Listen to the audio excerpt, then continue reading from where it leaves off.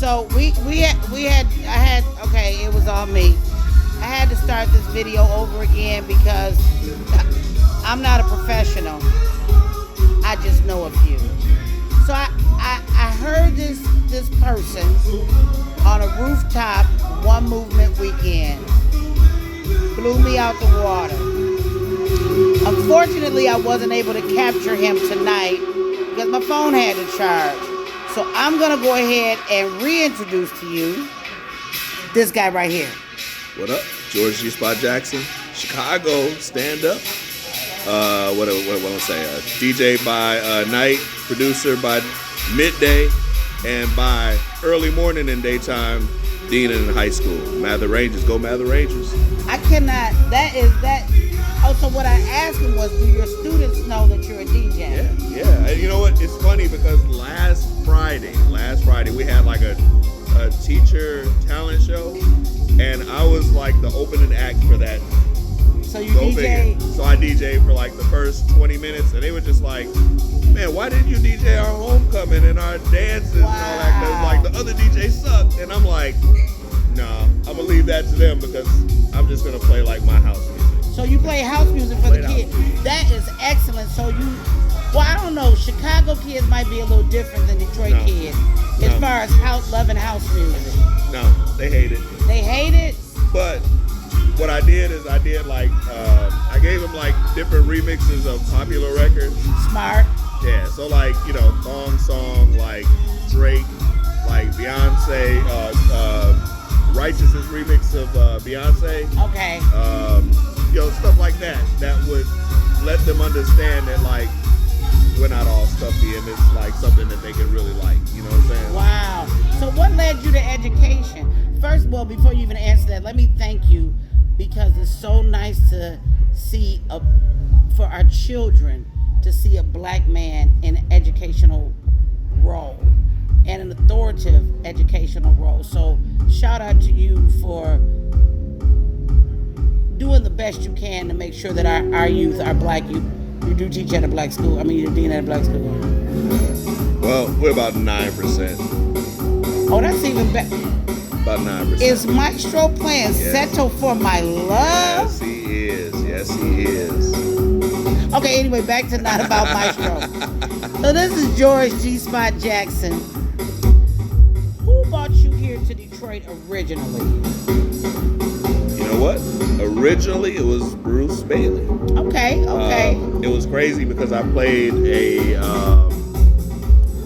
was me and DJ Righteous battling at Mix Bridgetown. And, what was it? Who won?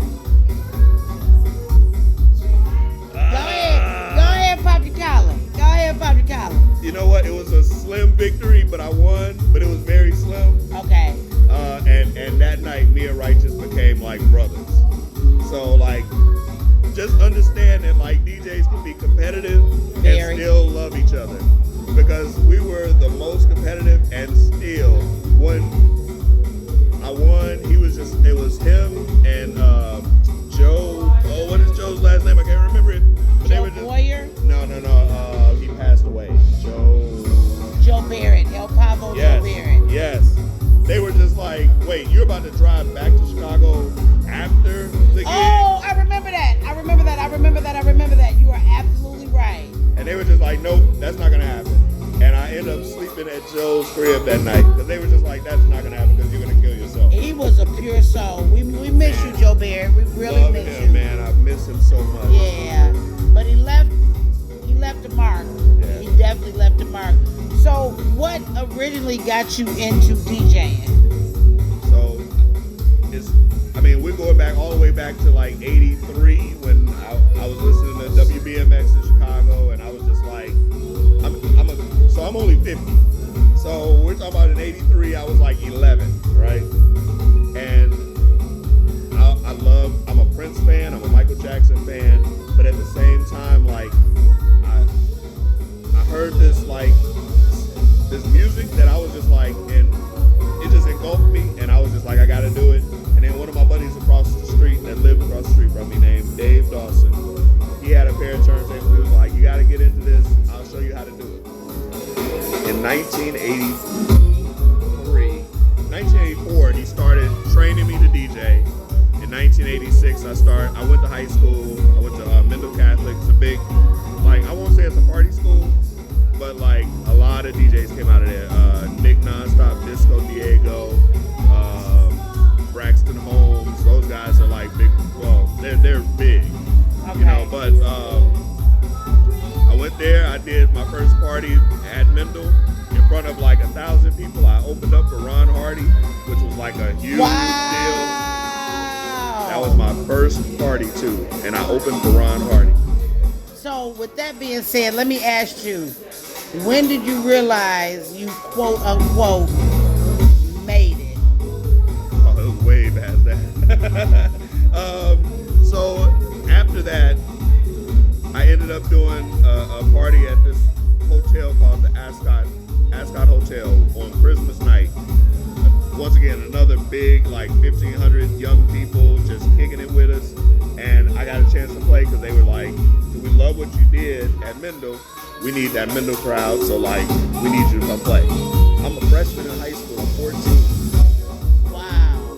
And you just got like all these people rocking with you. At 14, I was like, yeah, Man, you popped your collar so hard, because I would have. Honestly, I would have.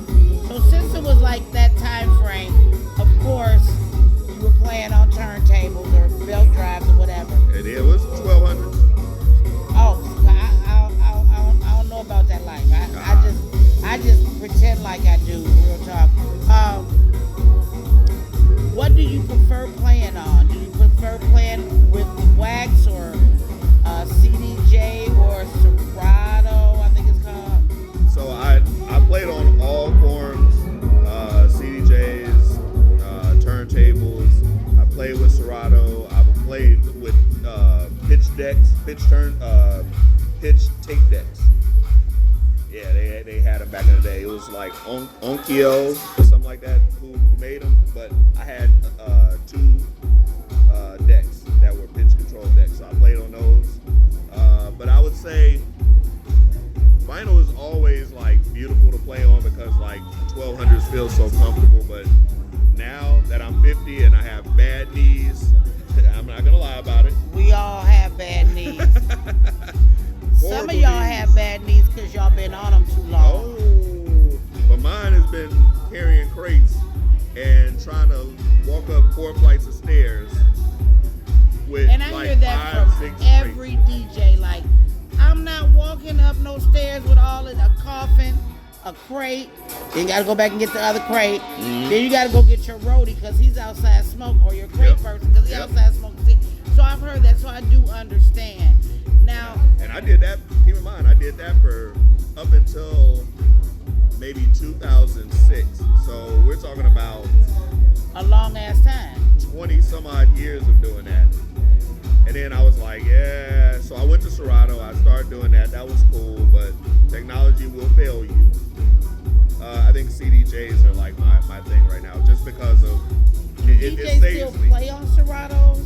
They do. Yeah. Okay. So,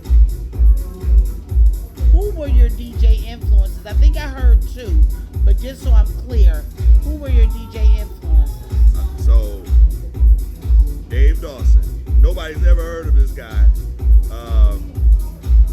He was my number one like influence because he literally showed me how to beat match, how to pick records, how to like really take care of the records, so you wouldn't have like scratched up records all day and night. But him, Ron Hardy, because like Ron, I'm 14 and he's literally like, because I'm not gonna lie, the first party I did, I sucked. I mean, you suck at everything your first time out, so don't worry. I'm DJing in a big ass gym, and all you're DJing to is an echo because they didn't have monitors in the booth. Okay. So he was just like, dude, you're a train wrecker. And I'm like, oh shit. He was just like, here's what you do. See these LED lights that flash on the mixer? And I'm like, yeah. He was like, blend your record to the lights. Don't try to do it to the music. And just slide it over. Don't worry about it. So did you use headphones back then since you didn't have the monitors? You were using them, yeah. But you really couldn't play both sides at the same time. Okay. School me, educate Yeah, me, so because I'm not a DJ, and there's so many technical aspects of being a DJ. So whenever I talk to you guys, I also try to learn something.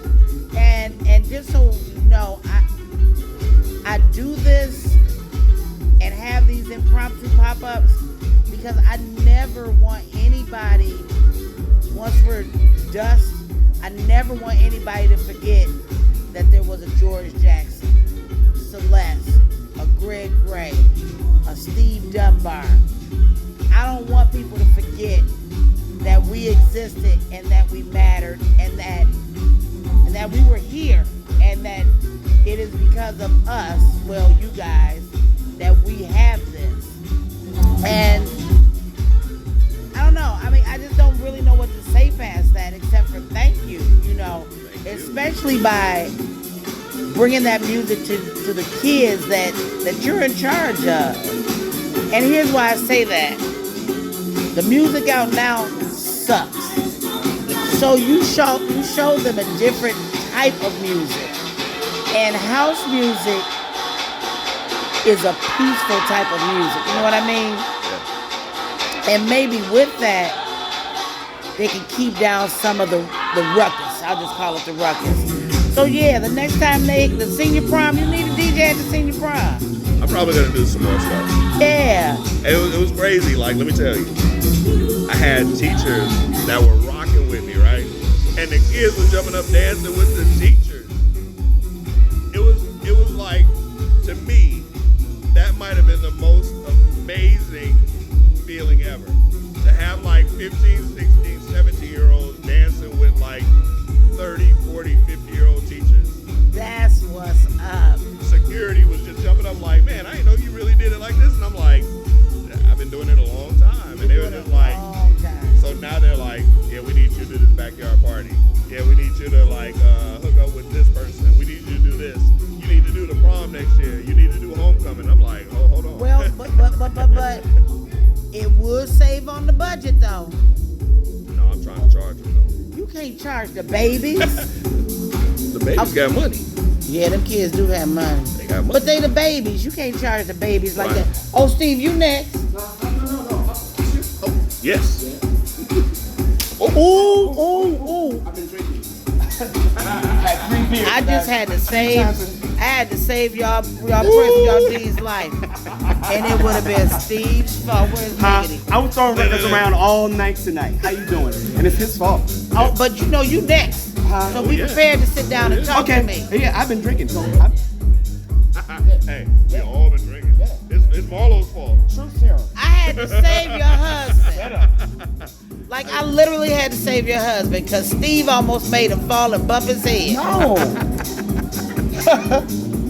No. Yeah. You didn't catch it on camera, did you?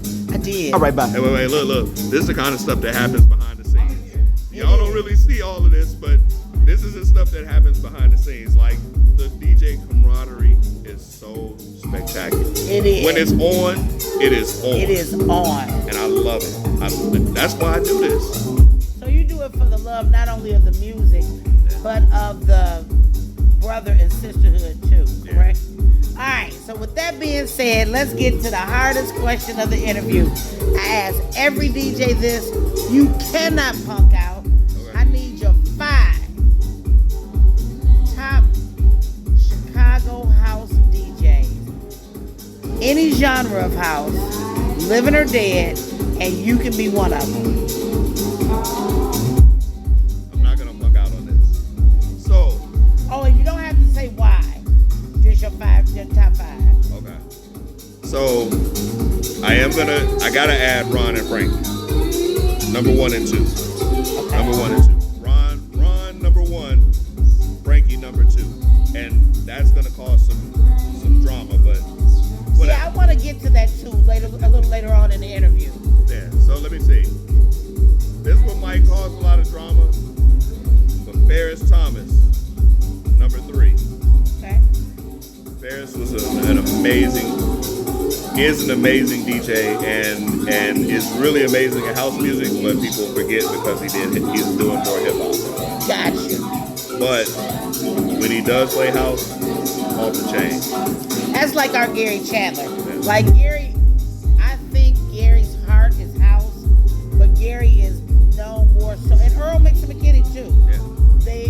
But Earl, in my opinion, plays a little bit more house than Gary. But when Gary plays house, oh my God, awesome DJ. Earl too. But so I do understand what you mean by that. So now let's get to number 4. Number 4, Gene Hunt. Gene Hunt travels all over, everywhere, and is a member of the Hot Mix 5, and he'll smoke damn near everybody in the room. Now help me out, because I don't know. Is Ralphie Rosario part of the Hot Mix 5? Ralphie Rosario, yes. Okay, all right. Yay, I know a little Chicago DJ history. Let me pop my own collar. And your number 5. And number 5, man.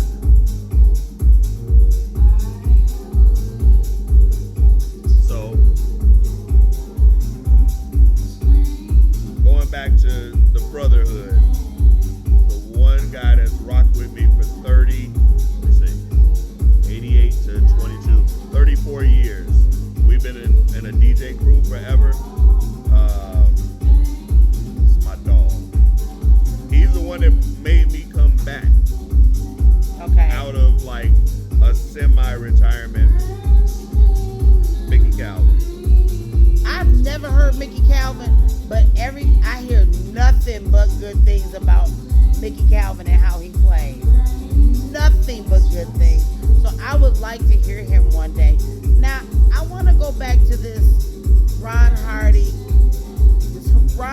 clique and Frankie Knuckles clique. I kind of get it, and it's almost like, and correct me if I'm wrong, I need to be educated because I'm so ignorant to that. But it's almost like if you bring it up, people are like, oh no, I'm not going to touch that. What exactly is that, or why is that? Both of them were such dynamic DJs, and it seems, again, correct me if I'm wrong, it seems as if they came from the same side of the track.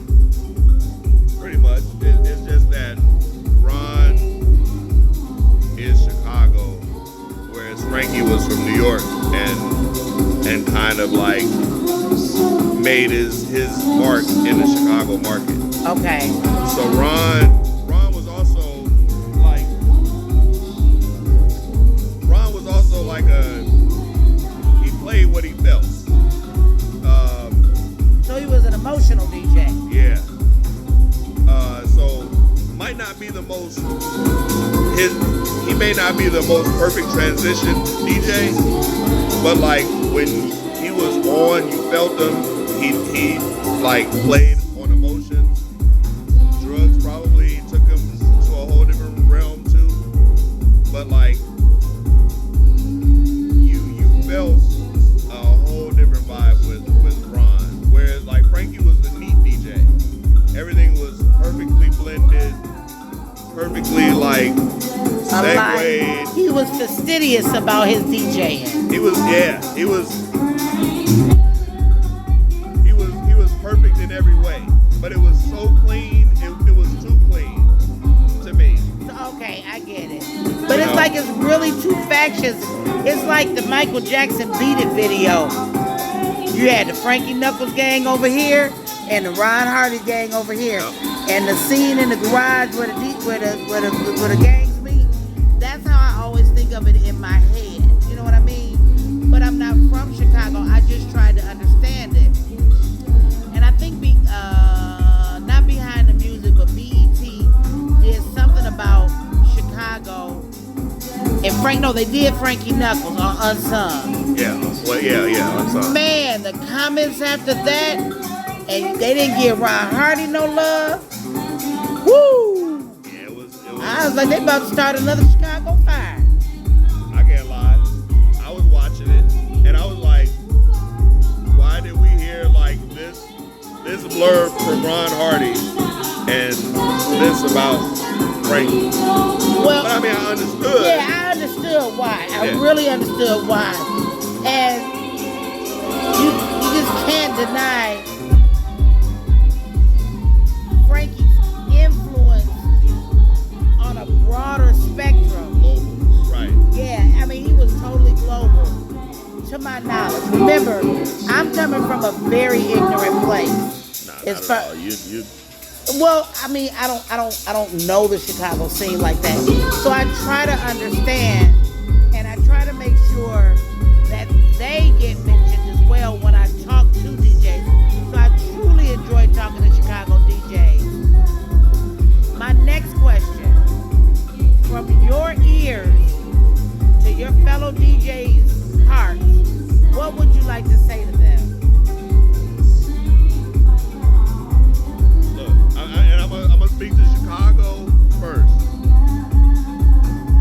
There's a billion DJs in Chicago. Do not let your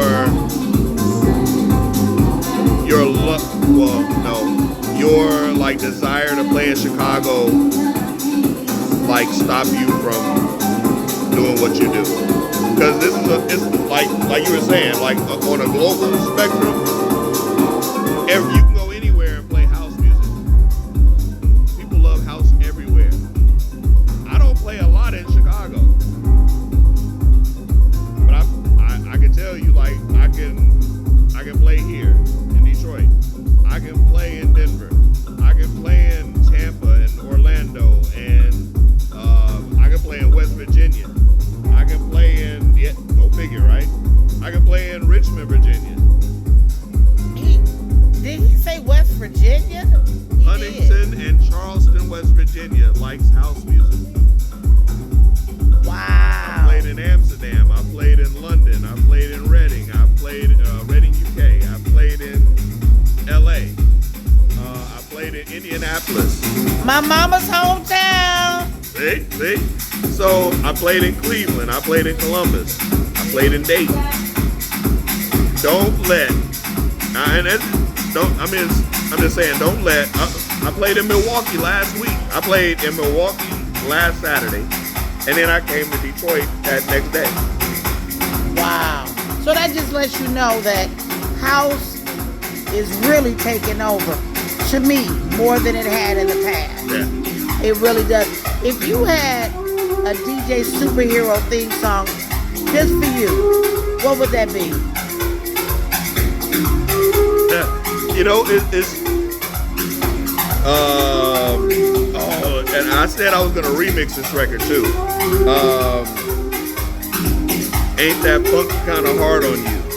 Cause when he say, brothers be like George, ain't that funkin' kind of hard on you? And I was like, I should just take that Isolate it and just like make my own remix of it. That would be it. But like every time I hear that record, I'm just like, now that makes me feel good because it kind of touches my soul. because that's your name. I had an Uncle George. He was cool as shit. What would you like to say to like the people that come out to hear you? And do you feel like you get the same love in Chicago? I know the answer already, but I'm gonna ask it anyway. Do you feel like you get the same love in your hometown that you get outside of there? No, I get way more love everywhere else. But and the reason why I said that, and that is Celeste Alexander, y'all hear right now. Fucking amazing. Freaking amazing. Sorry, I'm cursing. I cuss like a sailor. But that's the same thing a lot of DJs here say too. They get more love outside of their home. I'm going to give you a prime example. Marcellus Pittman is one of the coldest DJs I have ever heard. Let me tell you, Marcellus Pittman is like that line from The Color Purple. That's my own baby crying. I know every time Marcellus is on the box. Every time. And as great as he is, and he plays everywhere, in Detroit, you don't get the same guy. And I never understood that. Like, why do DJs not get their same love in their hometown as they do from out of town. And I think that kind of like falls in the same spectrum of different artists, like rappers and singers. They have to go outside of the market to make it, and then people in their hometown embrace it because they're so like reachable. You know, you can touch them. They're like the homie from around the way. So it's like, I know I seen him at the gas station. Now I tell you, one of my favorite Chicago DJs, and I never give him the love that he so truly deserves, is Jamie 326. Look, let me and I didn't put him in my top 5, and I probably should have, but he ain't in Chicago. But I understand why. And that's a whole nother story that I'm gonna tell you. But no, we're gonna do that offline. We're gonna do that offline. Right. Look, I look at this dude's videos, and like every time he posts a video of him playing in London, Italy, Germany, Jupiter, Mars, right, Saturn, wherever, and I'm like, what the hell? Like, I remember playing with this dude in college at NIU, like when he was Jamie Lust, and he was part of the Lust crew, the Lust Boys. Like that, I see him and I'm just so amazed, and I'm just like, dude, if he can do it, we all can do this shit because we all come from the same cloth. We all played the same shit. We all did the same things. He just took it to a whole different level. Jamie took it to, let me tell you something. Jamie played at Motor City Wine. I saw people dance that I have never seen dance before. So, I mean, this is your interview. This is your moment to shine. But I wanted to say that about Jamie, because Jamie is a hell of a DJ. And again, in my opinion, and I can be very wrong, and Jamie will correct me, Jamie seems to get more love outside of Chicago than he does at home. He gets so much more love everywhere else. He gets a lot of love in Chicago though, but it ain't like when he go to freaking Italy and he's playing in front of like 1,000 motherfuckers. Sorry, and they're just going nuts, crazy, insane. White kids going nuts, 25-year-olds going nuts. And then he's like, he comes home and he's playing to like, and I'm gonna get beat up over this, but he's playing to 6-year-olds that want to sit around and chill. Yep, that's how it is here. So it's no different. Like Teddy Pendergrass said, anywhere you go, there you are. Yep. But for the DJs, yourself included, who don't get the love, and this is my words, not yours, who don't get the love that they so well deserve in their hometown, that's gotta fuck up your mental a little bit. But here's the deal. It really doesn't, because you always have the music. Yep. And the music will take you wherever you want to go. And if that is into a better state of mind, it will do that for you. Yep. So continue to play in West Virginia. I still can't believe they have house music in West Virginia. You see my face? They got house music in West Virginia. Oh, wait, let me tell you. My guy, Mick Wiseman, y'all, look, he do this thing called House Arrest. An amazing guy. He's like the reason why I've even played out there. At first, it was more like drum and bass and EDM, but like, he literally brings a lot of the music that I produce on the radio. So tell us about some of your musical pieces you've done. Where can they get it? Where can the people buy it? So I'm on TrackSource and Beatport and iTunes, and I got stuff on Spotify as well. It's under George G. Spot Jackson. But yeah, I mean, it's like they support everything. Like, and that's why I love going out there. Like we were just talking on the way here. I'm driving with this hand and texting and calling him like with this hand, hoping I don't crash my car. I know you didn't scare my new sister Marlo. Yeah, I did. Marlo. Shit out of her. I'm gonna tell you right now, I'm gonna get you in a divorce settlement. Don't scare my new sister like that. She used to it now. Dang. It's 20. almost 21 years of this. So Wonderful relationship goals indeed. Now, And is she your wife pushes- house music too? So yeah, she loves house music, but like she's a record promoter by day. That's awesome. That's how we met. Like we met at Mix Show Power Summit in Miami when I was working in radio in Cleveland. I worked with my guy Sam Silk, which was working on WGCI back in the day. He was moving to Cleveland. He was just like, come to Cleveland, let's take over radio. And I'm like, dude, I mean, I love hip hop, but at the same time, like, I'm a house head. He's just like, yeah, screw that, we're about to go. And did that. I was out there a year. I got on radio, started working at WENZ out in Cleveland, 107.9. I went to a music conference, met her, and then the next year, we got married. Been married almost 21 years. We got married on 9 days after 9/11 in Vegas. I got married on April Fool's Day in Vegas by a Mexican preacher with a prison tattoo. Oh my God. Not only that, my name went from Paula Michelle Johnson to Paula Michelle Smith. My initials became PMS. A divorce was fucking inevitable. Oh my God. Would you actually like do your like? No, I initials? kept my daddy's last name. My name became Paula Johnson Smith.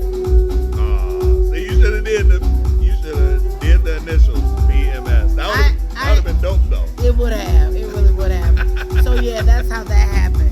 But we got to get out here and support Celeste, the lady DJ. She's killing it. I'm listening. She is killing it. And I'm wondering, because to me, hey Ron's girl, how are you? She knows everybody. How are you? Everybody. We love you. How you We doing? love, what's your name again, sweetie? Anika. Anika. How you doing? Ron, Frank, George, Ron, and Anika. You are so pretty.